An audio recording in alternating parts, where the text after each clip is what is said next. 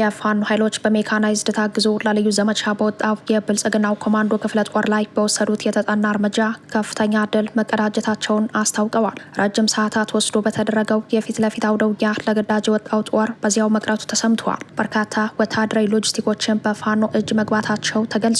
ይህ የሆነው በየትኛው ግንባር ነው ለሚለው በቀዳሚነት የተሰናዳው ዜናችን ምላሽ አለው። በወለጋ ከፍተኛ ትንቅንቅ እየተደረገ ነው። የፋኖ ኃይሎችን ብርቱ ምት በመደበኛው ሰራዊት መቋቋም ያቃተው ብልጽግናው ሽብርተኛ የኦሮሚያ ታጣቂዎችን መለዮ አልብሶ ማስገባቱም ተሰምተዋል። እስር ቤቱ ከበባ ውስጥ መግባቱን ተከትሎ ውጥረት ሰፍኗል ተብሏል። ውጊያው ተጠናክሮ መቀጠሉም ተገልጿል። አየር ኃይልም ልዩ ግዳጅ ወስዶ ወደ ቀጠናው ገብቷል። በወለጋ የሆነው ምንድን ነው የሚለውን ዝርዝር አብራችሁን ስትቆዩ ሰሙታላችሁ።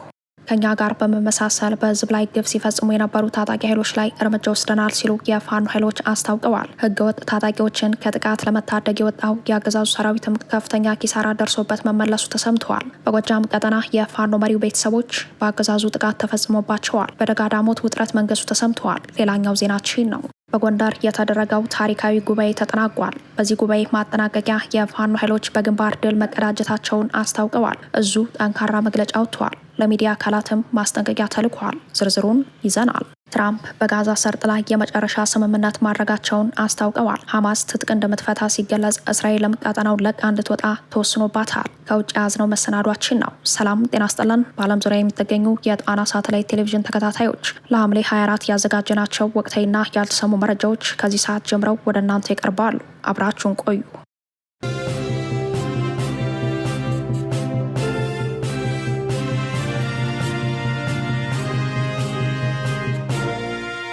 የፋኖ ኃይሎች ተጋድሎ በሸዋ። የፋኖ ኃይሎች በሸዋ ጠቅላይ ግዛት ኤፍራታና ግድም በፈጸሙት ጥቃት ከፍተኛ ወታደራዊ ድል መቀዳጀታቸውን አስታወቁ። የአፋብኃ ሸዋ ጠቅላይ ግዛት አሳምነው እዝ የህዝብ ግንኙነት መምሪያ እንደገለጸው ከተለያዩ አቅጣጫዎች ተሰባስቦ ወደ ኤፍራታና ግድም የገባው የአገዛዙ ኮማንዶ ክፍለ ጦር በፋኖ ኃይሎች ክፉኛ ተመቶ ሙትና ቁስለኛ ሆኗል። ጥቃቱ የተፈጸመው በሸዋ ጠቅላይ ግዛት ኤፍራታና ግድም ወረዳ ሲሆን የፋኖ ኃይሎችን ከበባ ውስጥ ለማስገባት በሌሊት ለልዩ ዘመቻ የወጣው የብልጽግናው ሰራዊት በተፈጸመበት ያጸፋ ጥቃት በርካታ ኃይሉ እርምጃ ተወስዶበታል ተብሏል። እንደ እዙ የህዝብ ግንኙነት መምሪያ ገለጻ በተለይም ኤፍራታና ግድም በላይኛው አላላ ቀበሌ ልዩ ቦታው ተሰያት በተባለችው ስትራቴጂካዊ ቦታ በአራት አቅጣጫ የገባው የአገዛዙ ሰራዊት በፋኖ ኃይሎች በተፈጸመበት የተጠና የደፈጣ ጥቃት ከፍተኛ ወታደራዊ ኪሳራ ማስተናገዱን ገልጸዋል። የአፋብኃ ሸዋ ጠቅላይ ግዛት የ7-7 ክፍለ ጦር አሃዶች በወሰዱትና የተቀናጀ የማጥቃት እርምጃ በርካታ የብልጽግናው ሰራዊት አባላት እርምጃ ሲወሰድባቸው፣ ቀሪው ደግሞ ቁስለኛ መሆኑ ተገልጸዋል። በሜካናይዝድና እግረኛ ኃይል ታግዞ ወደ ኤፍራታና ግድም ቀጠና የገባው የአገዛዙ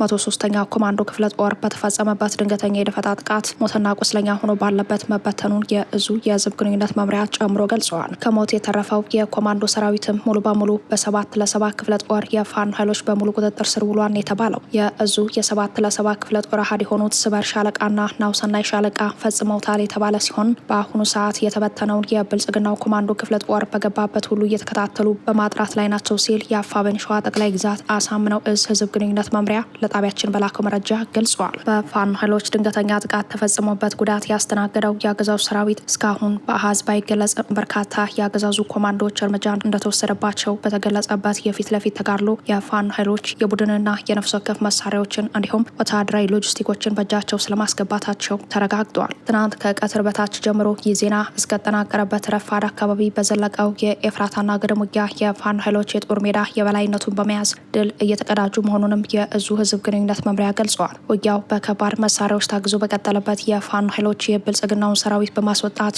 አብዛኛውን የውጊያ ቀጠና እየተቆጣጠሩ መሆኑን ተገልጸዋል። በአሁኑ ሰዓት የብልጽግናው ኮማንዶ ክፍለ ጦር ተደጋጋሚ የሞርተር ቅንቡላዎችን እያስወነጨፈ እንደሚገኝ የገለጹት የአካባቢው ምንጮች በበኩላቸው በአካባቢው በወደቁ የከባድ መሳሪያ ተተኳሾች በሰውና በንብረት ላይ ጉዳት ሳይደርስ እንዳልቀረ ጠቁመዋል።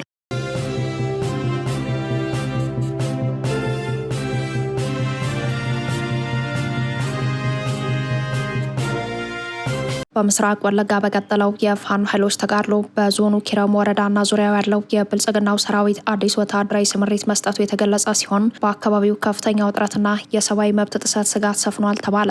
በምስራቅ ወለጋ ዞን ኪረሙ ወረዳ በፋኖ ኃይሎችና በወረዳው በሚንቀሳቀሱ የብልጽግናው ሰራዊትና ሌሎች የኦሮሚያ ክልል ታጣቂ አካላት መካከል ከትናንት ምሽት የቀጠለ ከፍተኛ ውጊያ እየተደረገ መሆኑ ተሰምተዋል። ይህን ተከትሎ በኪረሙ ወረዳ ኪረሙ ከተማ በቅርብ ርቀት ላይ በምትገኘው ቆቆፌ አካባቢ የሚገኙ የአማራ ተወላጅ ተወላጆች በግጭቱ ሙሉ በሙሉ መፈናቀላቸውን ለጣና ሳተላይት ቴሌቪዥን ከስፍራው የደረሱ መረጃዎች ያመላክታሉ።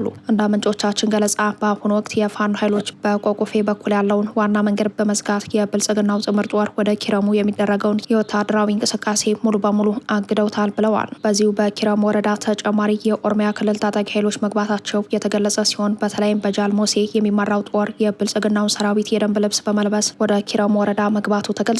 በፋኖ ኃይሎች በኩል የሚደረገው ውጊያ ተጠናክሮ መቀጠሉን የገለጹት ምንጮች ውጊያው ከከበደና የብልጽግናው ሰራዊት እስረኞች ያሉበትን ቦታ ለቆ የሚወጣ ከሆነ የታገቱ ንጹሃን ላይ ጥቃት ፈጽመው ለመውጣት እንቅስቃሴ እየተደረገ መሆኑ ከፍተኛ ስጋት መፍጠሩ ተሰምተዋል። በዚህም የብልጽግናውን ሰራዊት ወታደራዊ መለዮ ለብሶ ወደ ስፍራ የገባው ጃልሞሴ የተባለው የኦሮሞ ታጣቂዎች ዋና አዛዥ ከነሙሉ ሰራዊቱ በእስር ቤቱ ዙሪያ ጥበቃ እንዲያደርግ ስምሪት መሰጠቱ የተገለጸ ሲሆን ውጊያው እየከበደ ከመጣ በውስጡ ያሉትን ንጹሃን እስረኞች ላይ እርምጃ እንዲወስድ ትዕዛዝ ወርዶለታል ተብሏል። በአካባቢው ካለው የሜካናይዝድ ጦር እንቅስቃሴ በተጨማሪ የድሮን አሰሳና ቅኝት እየተደረገ መሆኑን ለጣና ሳተላይት ቴሌቪዥን የገለጹት የዓይን እማኞች በኪረሙ ከተማ አካባቢ በሚገኘው ባለ እግዚአብሔር ቤተክርስቲያንና በቦቃ መውጫ ጨምሮ በተለያዩ አቅጣጫዎች ድሮኖች ዝቅ ብለው አሰሳና ቅኝት እያደረጉ መሆናቸው ተሰምተዋል። በአካባቢው ትናንት አመሻሽ ላይ በኪረሙ ወረዳ በሚገኘው ወታደራዊ ካምፕ ላይ ከባድ ጥቃት የፈጸሙት የፋኖ ኃይሎች ዛሬም እያደረጉት ያለው ከባድ ውጊያ ተጠናክሮ ቀጥሎ እንደሚገኝ ተመላክተዋል። እየተካሄደ ባለው ከፍተኛ ውጊያና የደህንነት ስጋት ምክንያት በርካታ የአካባቢው ነዋሪዎች ከኪረሙ ወረዳ ተፈናቅለው ወደ ተለያዩ አካባቢዎች ለመውጣት መገደዳቸውም ተገልጸዋል። የአካባቢው ነዋሪዎች እንደገለጹት ዛሬ በሌሊት ብቻ ሴቶችና ህጻናትን ጨምሮ በርካታ የአካባቢው ነዋሪዎች ከመኖሪያ ቀያቸው ለቀው ማደራቸው ተረጋግጧል።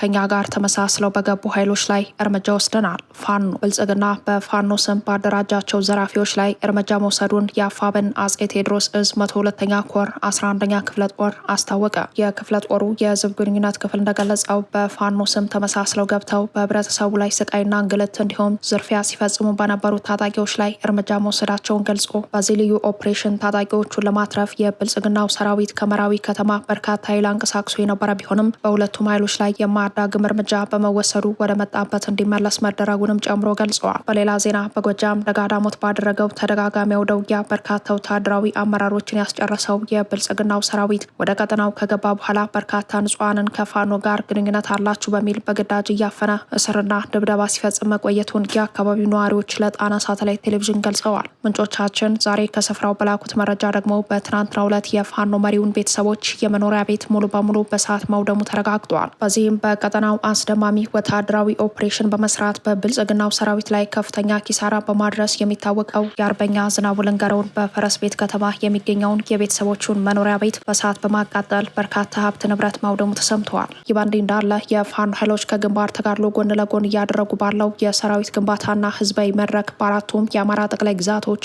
አጠናክረው መቀጠላቸውን አስታውቀዋል። እየተደረጉ ባሉ ህዝባዊ መድረኮችም 3 ዓመታት የተሻገረው የአማራ ህዝብ የነጻነት ትግል የእስካሁን ሂደት በቅጡ እየተገመገመ በቀጣይ ምን መደረግ እንዳለበት ለወደፊት ጥሩ ዓላማዎችና የስራ አቅጣጫዎች እየተቀመጡ መሆናቸውም ተጠቁመዋል። በጎጃም ቀጠና ያለፉት 3 ዓመታት የትግል ጉዟቸውን የገመገሙትና በከባድ መስዋዕትነት የተገኙ ድሎችን ያከበሩት የ24ኛ ክፍለ ጦር ደባይ ጮቄ ሻለቃ የፋኖ አባላት ማንኛውንም ግዳጅ ለመፈጸም ዝግጁ መሆናቸውን አስታውቀዋል። ላለፉት 3 ዓመታት በተደረገው የአማራ ህዝብ የነጻነት ተጋድሎ አኩሪ ድል በማስመዝገብ ደማቅ ታሪክ የጻፈው ደባይ ጮቄ ሻለቃ የነበረውን የድል ግስጋሴ በደማቅ ሁኔታ ማክበሩን የአፋብን ቴዎድሮስ እዝ 206ኛ ኮር 24ኛ ክፍለ ጦር ህዝብ ግንኙነት ክፍል ለጣና ሳተላይት ቴሌቪዥን በላከው መረጃ ገልጿል። ደባይ ጮቄ ሻለቃ ባለፉት 3 ዓመታት ከአገዛዙ ሰራዊት ጋር በመተናነቅ በምስራቅ ጎጃም ደብረ ማርቆስ፣ ቁይ፣ ሉማሜ፣ ደብረ ወርቅ፣ ቢቸና፣ ውሃበር፣ ሰዴ፣ መካነ ሰላም፣ የቦቅላና በመሳሰሉ ግንባሮች ከፍተኛ ወታደራዊ ድል ማስመዝገቡ በመድረኩ ተነስቷል ተብሏል። የአፋብን አጼ ቴዎድሮስ እዝ የ206ኛ ኮር 24ኛ ክፍለ ጦር አካል የሆነው ደባይ ጮቄ ሻለቃ ባለፉት ዓመታት የተገኙ ድሎችን ለማስጠበቅና በአሁኑ ወቅትም የሚሰጠውን ማንኛውንም ግዳጅ በብቃት መወጣት በሚያስችል ቁመና ላይ እንደሚገኝ በመድረኩ ባስተላለፈው የግምገማ ሪፖርት ገልጿል። አፋብን አጼ ቴዎድሮስ እዝ በመልሶ ማደራጀት አዲስ አመራር ማዋቀሩን እንዳስደሰታቸው የተናገሩት የደባይ ጮቄ ብርጌድ የሻለቃ አመራሮችና የሰራዊት አባላት ለህግና ስነ ስርዓት በመገዛት ከድርጅቱ ጎን እንደሚቆሙ አረጋግጠዋል። በደባይ ጮቄ ብርጌድ ስር የሚገኙ የሻለቃ አመራሮች በመድረኩ መዝጊያ የአፋብን አመራሮች፣ የኮረና የክፍለ ጦር አመራሮች በተገኙበት የ3 ዓመት የድል በዓሉን ከማክበር ከማስከበር ባለፈ ትግሉን በተመለከተም የቀጣይ የትኩረት አቅጣጫዎችን ለይቶ በማስቀመጥ በቀጣይ ለማንኛውም ግዳጅ ከመቼውም ጊዜ በላይ ዝግጁ መሆናቸውን አስታውቀዋል የተባለው።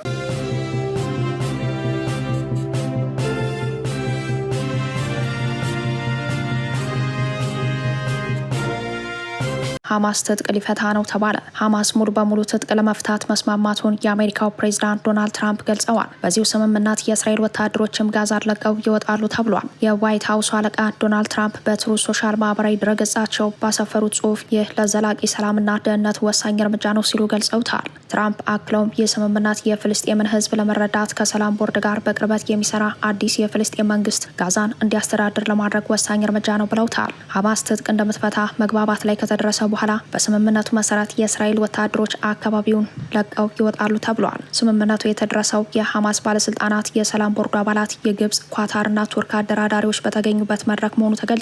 የሐማስ ባለስልጣናትም የሐማስን ትጥቅ መፍታትና የእስራኤል ጦር የጋዛ ሰርጥን ለቆ እንዲወጣ ስምምነት ላይ መድረሱን አረጋግጠዋል። የሐማስ ባለስልጣናት፣ የሰላም ቦርዱና አደራዳሪዎቹ እስራኤል በስምምነቱ ላይ ለተዘረዘሩት ነጥቦች ተገዥ እንድትሆን እንደሚያደርጉ እምነት እንዳላቸውም ጠቅሰዋል። የሐማስ የድርድር ቡድን አባል የሆኑት ጋዚ ሐማድ ስምምነቱን የተቀበልነው በጋዛ ሰርጥ የሚገኙ ህዝቦቻችን ከግድያና ከመፈናቀል ለመታደግ ሲባል ነው ብለዋል። ትራምፕ ባለፈው ሚያዝያ ወር ያቀረቡትን ትጥቅ የመፍታት ቅድመ ሁኔታ ሐማስ ውድቅ አድርጎ መቆየቱ ይታወሳል። ሐማስ ትጥቅ ከፈታ በኋላ እስራኤል ከጋዛ ለመውጣት ተስማማለች ወይ ለሚለው ምላሽ የሰጡት የአሜሪካ ባለስልጣናት በበኩላቸው ጠቅላይ ሚኒስተር ቤንያሚን ኔታንያሁ እቅዱን እንደሚያከብሩት ሙሉ እምነት አለን በማለት ምላሽ ሰጥተዋል። እስራኤል እቅዱን ካልተቀበለች ወይም ከጋዛ አልወጣም ካለች ቤንያሚን ኔታንያሁ ትራምፕን እጅግ የሚያሳዝኑ ውሳኔ እንደወሰኑ ሊያውቁ ይገባል ሲሉም የአሜሪካ ባለስልጣናት ለእስራኤሉ ፕሬዝዳንት የማስጠንቀቂያ መልእክት አስተላልፈዋል። እስራኤል ስምምነቱን በማክበር ጥሩ አጋርነቷን እንደምትቀጥል እንደሚያምኑ ባለስልጣናቱ አብራርተዋል። ትራምፕ በበኩላቸው የትጥቅ ማስፈታት ሂደቱ ሲጠናቀቅ የእስራኤል ኃይሎች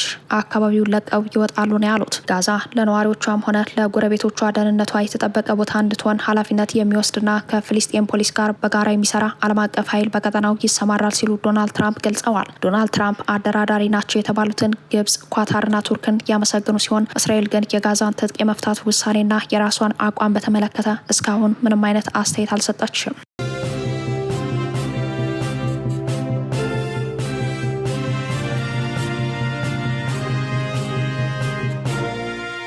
የፋኖ ኃይሎች በጎንደር ጠቅላይ ግዛት ለአስገዳጅ ውትድርና ምልመላና የሚሊሻ ኃይሎችን እርሻ ለማሳረስ በሁለት አቅጣጫ በወጣው የብልጽግናው ጥምር ጦር ላይ በወሰዱት እርምጃ ሞትና ቁስለኛ ሆኖ መመለሱን የአፋብኃኝ ጎንደር ጠቅላይ ግዛት የጎንደር የበጋሻው ህዝብ ግንኙነት ኃላፊ አስታወቀ።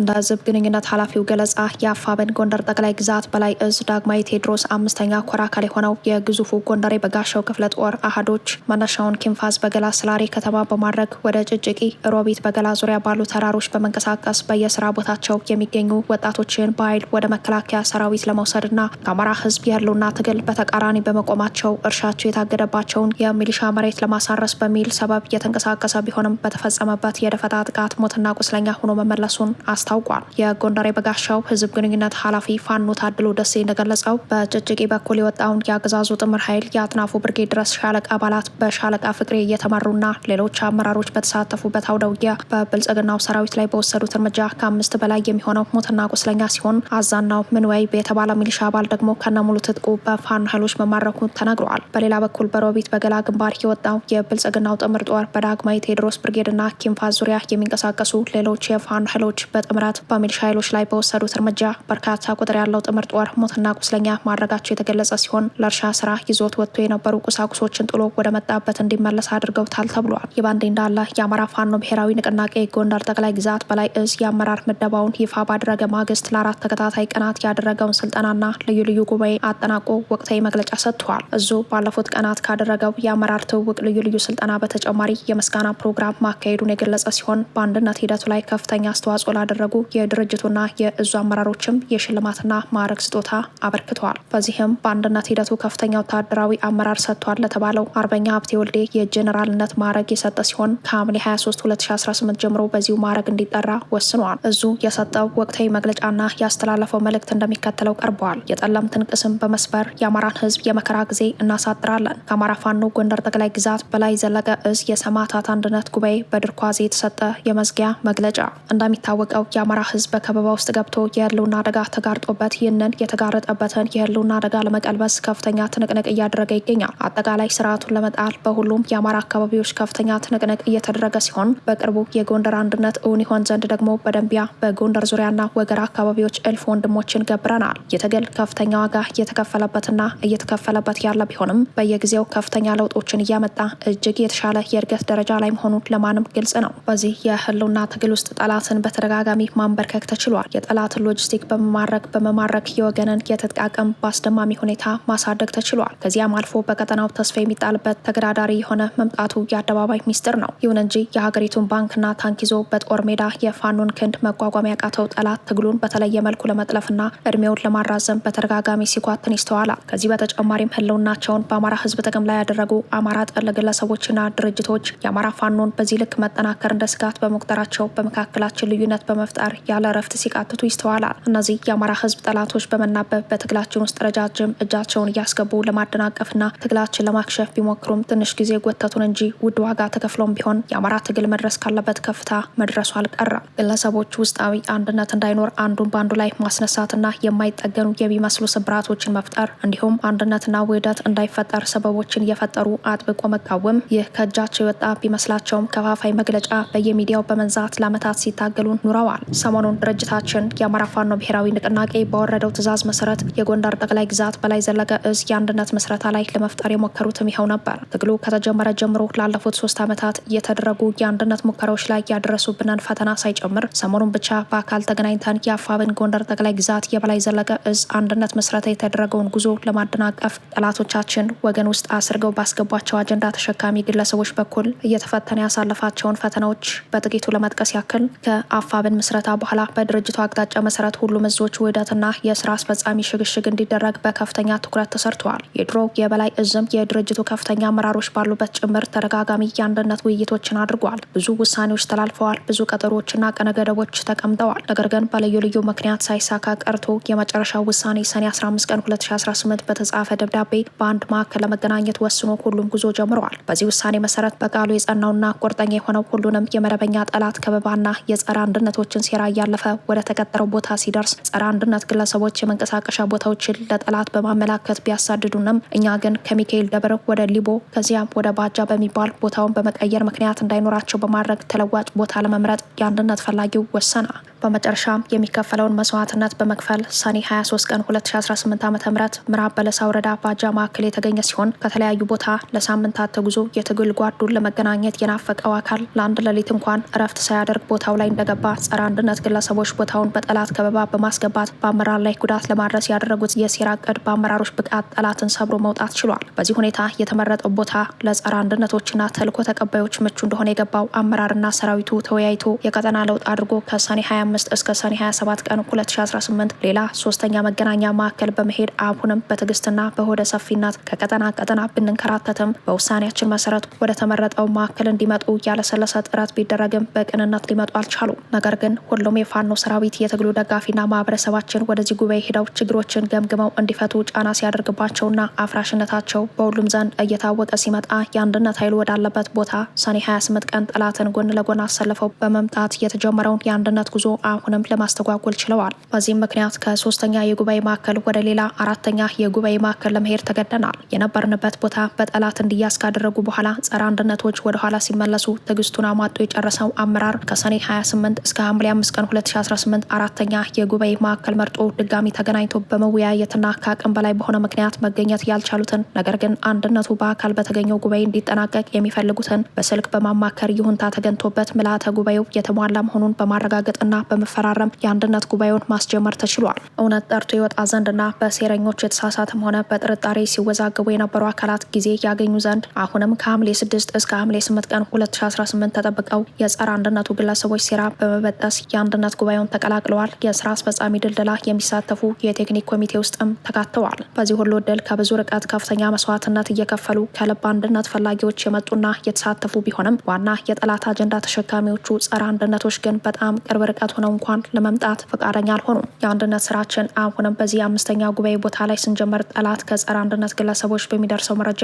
ሌሊት ከበባ በማድረጉ ምክንያት አላማችን አንድነቱን ማሳካት በመሆኑ ምክንያት አሁንም ወደ ሌላ ስድስተኛ ቦታ እንድንቀይር ተገደናል። በመጨረሻም ከሐምሌ 9 እስከ 18 2018 ድረስ የተዋቀረው የቴክኒክ ኮሚቴ አካታች የሆነ ብቻ ሳይሆን ምክንያት እንዳይኖራቸው በማሰብ ከአንድነት ተጻራሪ ሀሳብ ያላቸውን ጸረ አንድነት ግለሰቦች ጭምር ያካተተ የስራ አስፈጻሚ ድልድል አጠናቆ በስራ አስፈጻሚ አስወስኖ በጉባኤ አጽድቆ በድርጅቱ በኩል ይፋ አድርጓል። ነገር ግን ያደቆነ ሰይጣን እንዲሉ ምንም ቢደረግላቸው ከላኪዎቻቸው የጠላት አጀንዳ መመለስ ያልፈለጉት እነዚህ የትግሉ ዕዳዎች አንደኛ አንድነቱ እንዳይመጣ ጠላት በተልዕኮ ያስቀመጣቸው አካላት፣ ሁለተኛ በተለያየ ወንጀል የተዘፈቁና መዝረፍ የለመዱ ነገ በሰራነው ወንጀል እንጠየቃለን የሚል ስጋት ያለባቸው ግለሰቦች፣ ሶስተኛ በሴረኞች ክፉ ሀሳብ ሲሞሉ እየዋሉ እውነታውን በትክክል ለመረዳት እድል ያላገኙ ታጋዮችን፣ አራተኛ እውነቱ ገብቷቸው ከቁም እስረኛ ባልተናነሰ መልኩ የመውጫ መንገድ የጠፋባቸው አካላት በሴረኞች ተዘጋጅቶ ሐምሌ 19 ቀን 2018 የሰጡት መግለጫ በትክክል ከአማራ ህዝብ ፍላጎት በተቃራኒ መሆናቸውንና የአማራ ህዝብ ተደስቶ የአማራ ጠላት ከሚከፋው የአማራ ጠላት ቢደሰት ይሻላል ብለው በህዝባችን ደስታ ላይ ውሃ ለመቸለስ ሲሞክሩ በግልጽ ታይተዋል። በመሆኑም ብንታገስ በህዝባችን የህልውና ትግል ላይ አንታገስምና የጉዳይ የመጨረሻ ልባት ያገኝ ዘንድ የሚከተለውን ጥሪ ለሚመለከታቸው አካላት እናቀርባለን። አንደኛ የጠላትን አጀንዳ ተሸክማችሁ የጎንደርን አንድነት ለመበተን የምትጋጋጡ ተላላኪዎች ጉዳችሁ እንዲህ በአደባባይ እስኪገለጥ ድረስ በዙሪያቸው ያሉ ንጹሐን ታጋዮች እውነቱ ሳይረዳቸው አብረው እንዳይሳሳቱ በማሰብ እንጂ የእናንተ ሴራ ድሮም ከሰራዊታችን የተሰወረ አልነበረም። ሆኖም በአደባባይ የህዝብ ጠላትነታችሁን ብታሳዩም ከአንድነት በተቃራኒ መሆናችሁን ብትገልጹም እኛ በዙሪያችሁ ስላሉ ንጹሐን ታጋዮች ወደ ሰፊ መሆን የግድ ነውና ከዛሬ ሐምሌ 23 ቀን 2018 ጀምሮ ባሉ ተከታታይ 3 ቀናት ውስጥ በሚዲያ ለማደናገር የሞከራችሁትን ህዝብ ይቅርታ ጠይቃችሁ ወደ ተመደባችሁበት የስራ መደብ በፍጥነት ከብታችሁ ስራ መጀመራችሁን እንደየተጠሪነታችሁ ሪፖርት እንድታደርጉ የመጨረሻ ጥሪ እናቀርባለን። ይህ ሳይሆን ቢቀር በሰራችሁት ሴራና በፈጠራችሁት ከፍተኛ ስብራት የተበሳጨ ህዝብም ሆነ ሰራዊት በሚወስደው እርምጃ ኃላፊነቱን እናንተው የምትወስዱ ይሆናል። ሁለተኛ ለጠቅላላው የአፋብን ጎንደር ጠቅላይ ግዛት በላይ ዘለቀ እዝ ሰራዊትና አመራር በተቀመጠው የጊዜ ገደብ መሰረት በየቀጠናችሁ ከነበሩበት መሰሪ የጠላት አጀንዳ ተሸካሚነት አመለካከት ወጥተው ወደ እናንተ ይቅርታ ጠይቀው የሚመጡትን ያለምንም እንከን በፍቅር ተቀብላችሁ እንድታስተናግዱ እያሳሰብን የተቀመጠው የጊዜ ገደብ ካለቀ በኋላ የማይመለስና ከጸረ አንድነቶች አስተሳሰቡ የማይፈወስ ካለ በድርጅትና በእዙ በየደረጃው የሚወርድላችሁን ትዕዛዝ በተጠንቀቅ ሆናችሁ እንድትጠብቁ እናሳስባለን። ሶስተኛ ለመላው የአማራ ህዝብ በተለይ በጎንደር አካባቢ ለምትኖሩ እስካሁን ድረስ ለምጣዱ ሲባል አይጧ ትለፍ ብለን ዝም በማለታችን አንድነት አዘግይተን ያደረስንባችሁን ፈተና የተራዘመ መከራ በማሰብ በተደጋጋሚ ይቅርታ መጠየቃችን ይታወቃል። ዛሬ ግን እስከ መኸር በመታገሳችን ስንዴው ከእንክርዳዱ ፍሬውን ከገለባ የሚለይበት ጊዜ ደርሶ የፈተናችሁን ምንጭ በአደባባይ አይታችኋል። እኛ ዛሬም እንደ ትላንቱ ችግሮችን በረቀቀ ጥበብ ለመፍታት ከፍተኛ ጥረት እያደረግን እንገኛለን። ነገር ግን ከዛሬ ጀምሮ አንድነታችን በመደገፍ ከአንድነት በተቃራኒ የሚቆሙ ጸረ አንድነት ግለሰቦችና የትግል ጎታቾች የመጨረሻ እድላቸውን ተጠቅመው ወደ ልቦናቸው ይመለሱ ዘንድ እንድትመክር በታላቅ አክብሮት ጥሪ እናቀርባለን። አራተኛ ለትግሉ ደጋፊ ሚዲያ አካላት የአማራ ትግል ወደ ላቀ ደረጃ እንዲደርስ የሚዲያ ሚና ቀላል አይደለም። ለትግሉ ድጋፍ አዎንታዊ ሚና እንደተጫወተው ሁሉ ለተንኮለኞች ልሳን በመሆን ለትግሉ ተግዳሮት በመሆን ሚዲያው የራሱ ድርሻ አለው። በመሆኑም በዚህ ወቅት ከሚዲያ የምንጠብቀው የህዝቡን ፍላጎትና ጥቅም ባስጠበቀ መልኩ ትግሉ ከፍ እንዲል ታጋዩ እንዲግባባና አንድ እንዲሆን ከመስራት ባሻገር ከፋፋይ የሆኑ የከሰሙ ስያሜዎችን ከመጠቀም እንድትቆጠቡ ጭምር እናሳስባለን።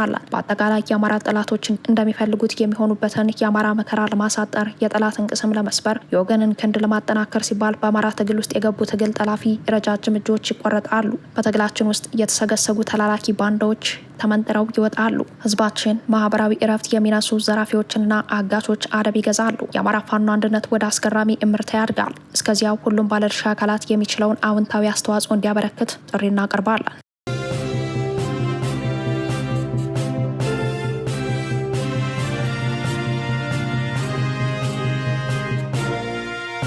ከጣና ሳተላይት ቴሌቪዥን የዛሬ ዜናችን በዚህ ያበቃን። ሰብስክራይብ፣ ላይክ፣ ሼር በማድረግ የቻናላችን ቤተሰብ ይሁኑ። አብራችሁን ስለነበራችሁ እናመሰግናለን። ጤና ይስጥልን።